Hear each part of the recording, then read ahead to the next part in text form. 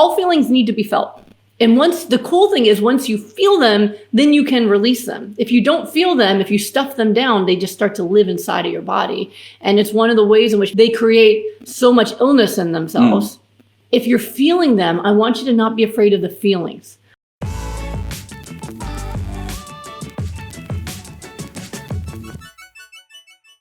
I feel like so much emotion is coming up. Even thought I'd done this before. I feel so open without stuffing everything down with food. I can feel it now and it hurts so badly and I can feel the fear gripping my body. So this is a really good sign. I know it feels bad, but with my years of doing trauma work with people, and it's been many years, I believe that the feelings come up when you're ready to deal with them and release them. So one, you're not hiding the feelings anymore with food, right? So just like people get high on drugs or alcohol or sugar to hide their emotions, not feel them for a moment, the emotions stay.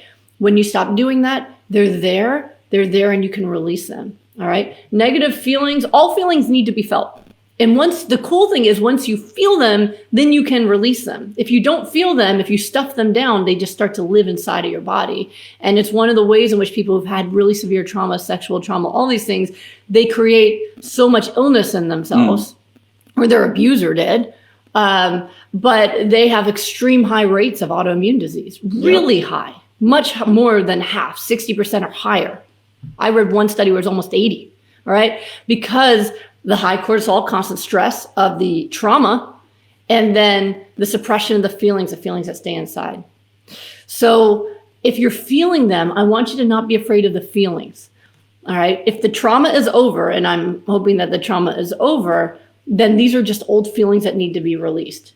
Feelings all have a beginning, a peak, and an ending. Every emotion, just like a wave, or for those of you who've had children, a contraction, right?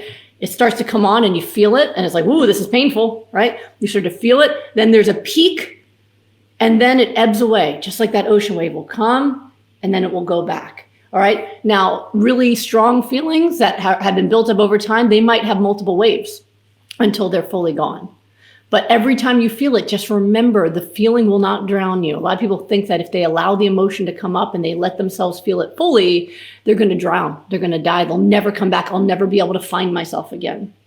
And I've helped people work through their feelings in that way. Feel the feeling. You're not going to drown. I'm here, right? Breathe through it.